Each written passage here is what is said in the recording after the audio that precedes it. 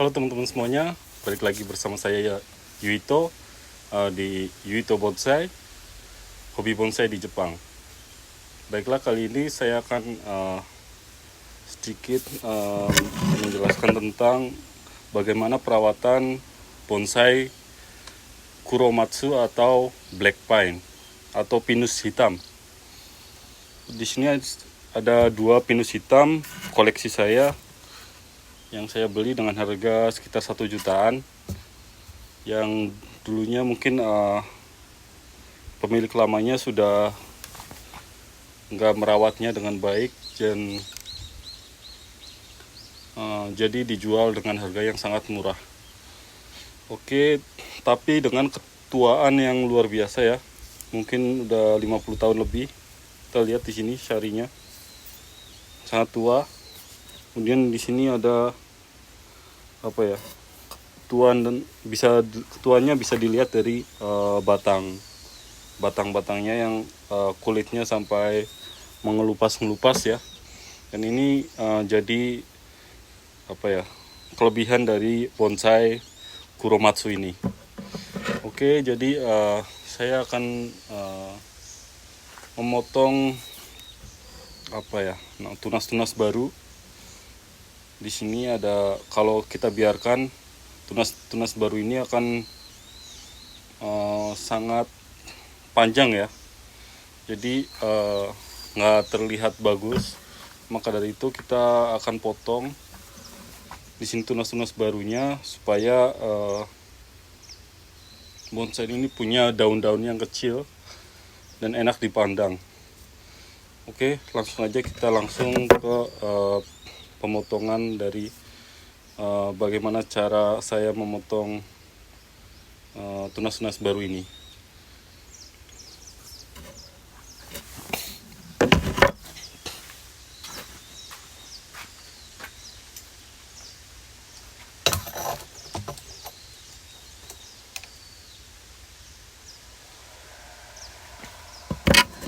Oke, di sini saya akan menjelaskan tentang tunas barunya.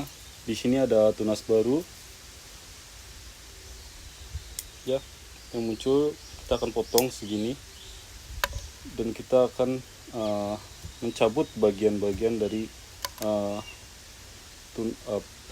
daun-daun lama, dan kita akan menyisakan sekitar 4 atau 5 daun ya di sampingnya. Kita lihat di sini ada 1, 2, 3, 4, 5, 6 ya. Kita sisakan 5 aja seperti ini, dan kita akan di sini saya akan contohkan lagi, kita potong ya. Di sini ada 2 pertumbuhan baru, mata tunas baru, kita potong. Kemudian kita cabut ya tunas-tunas lama.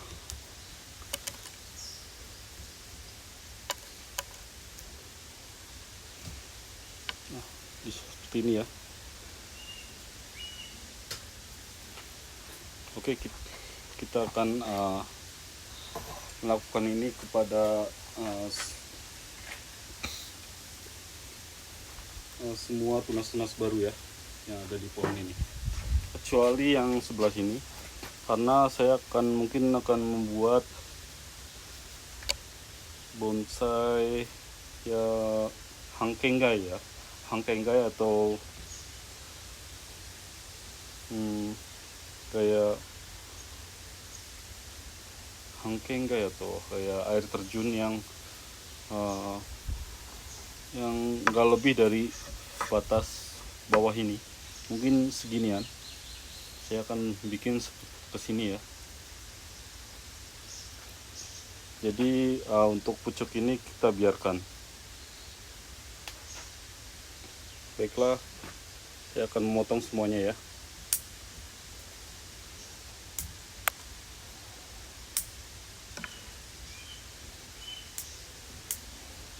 Jadi Kuromatsu, bahan-bahan Kuromatsu di Jepang itu sangat-sangat banyak ya. Karena dari sejarahnya sendiri, bonsai di Jepang sudah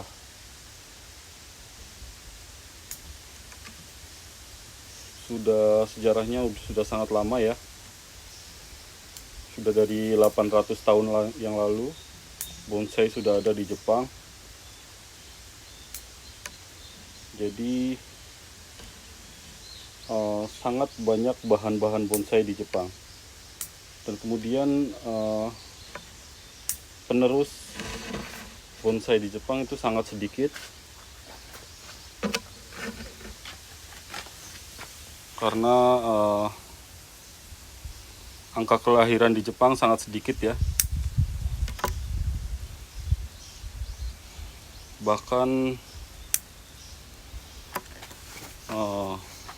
dalam 50 tahun lagi mungkin penduduk di Jepang hanya sekitar separuhnya.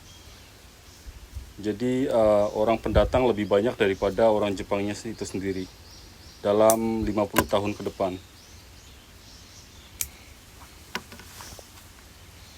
Jadi penerus bonsai itu sangat sedikit, dan bonsai di Jepang terkenal sebagai hobinya kakek-kakek ya.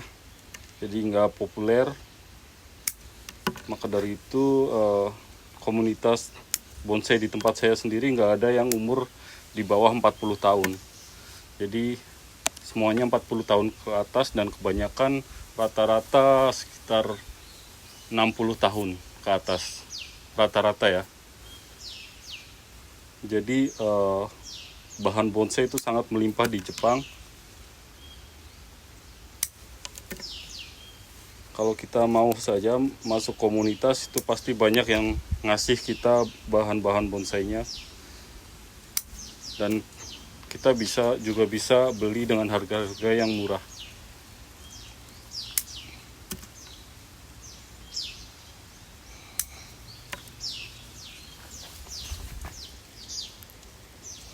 Dan bonsai di Jepang juga melambangkan perdamaian ya. Lambang perdamaian adalah bonsai.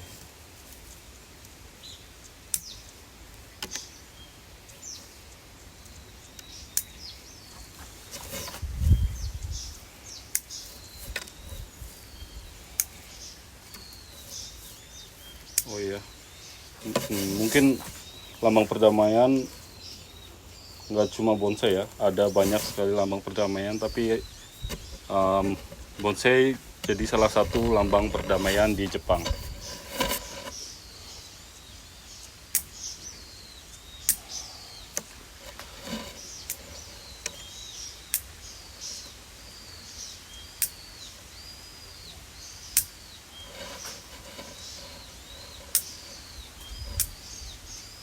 Oke, saya bakal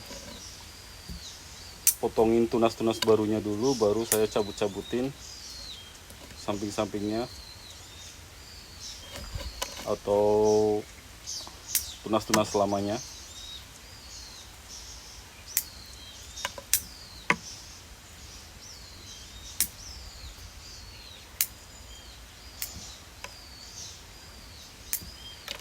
Di Jepang walaupun bonsai itu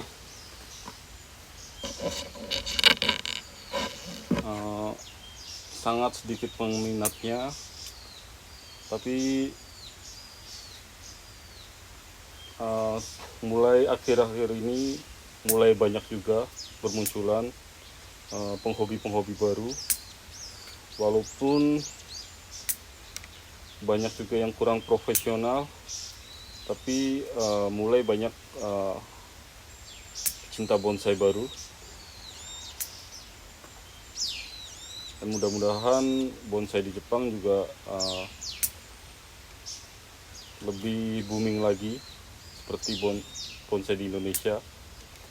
Dan saya juga sering sekali melihat YouTube bonsai-bonsai Indonesia yang sangat luar biasa menurut saya ya. Peminatnya, antusiasnya orang-orang Indonesia dalam berbonsai itu sangat luar biasa.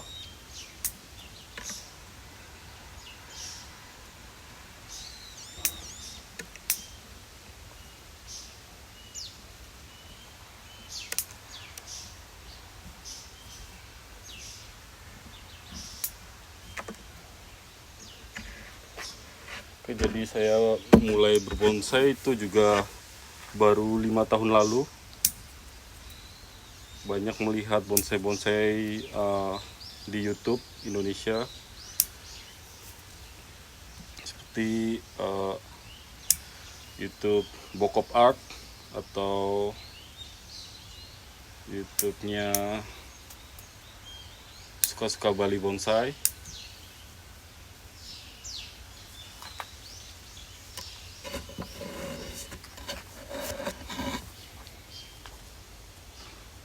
Saya suka sekali melihat YouTube-nya Pak Desuka, dan saya suka juga melihat demo bonsainya Mr. Rudy Yulianto ya, Yudi Yulianto jangan. Pak Rudy Yulianto sangat luar biasa ya tentang pemahaman bonsainya.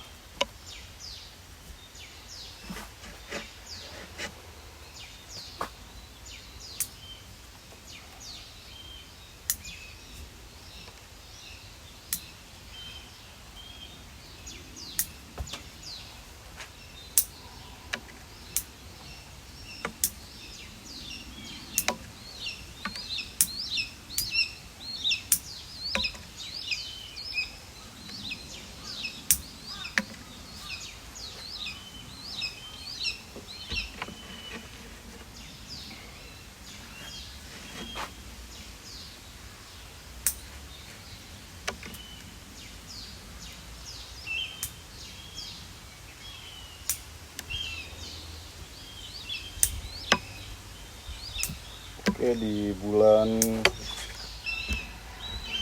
Juni akhir ini mulai sangat terasa panas di Jepang. Mulai memasuki musim panas.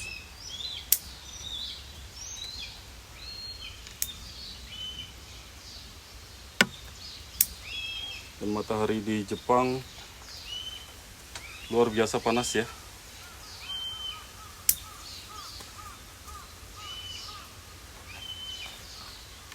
Sangat beda dengan panasnya matahari di Indonesia, karena sangat menyengat. Mungkin saya juga nggak bisa lama-lama, nggak bisa meneruskan ini. Mungkin akan saya lanjutkan nanti sore ya. Kurang lebih seperti ini. Kalau kita cabut-cabutin tunas-tunas barunya ya. Tunas-tunas barunya, bukan tunas barunya, daun-daun lamanya, dan kita sisakan 3 atau 4 ya. Ini cukup memakan waktu, jadi saya akan skip dulu dan saya akan teruskan nanti sore. Oke, kurang lebih segitu saja sharing saya. Maaf kalau sedikit. Kita lanjutkan sharing saya yang lain waktu ya. Oke, sampai jumpa di episode berikutnya. Salam bonsai.